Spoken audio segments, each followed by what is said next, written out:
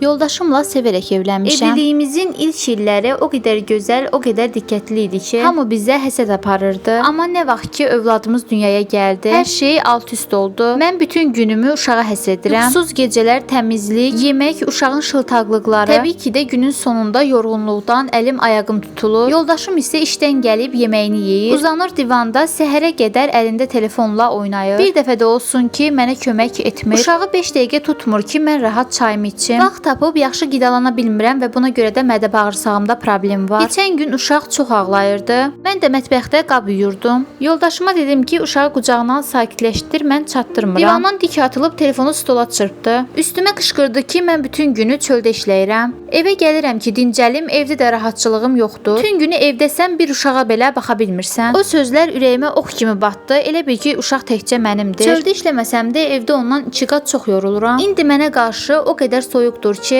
elə bil eyni evdə 2 yad insan kimi yaşayırıq. Özümü çox tənha və dəyərsiz hiss edirəm. Bütün gənc analarda belə olur, yoxsa mənim yoldaşım mənə qarşı evləndikdən sonra belə laqeyd olur?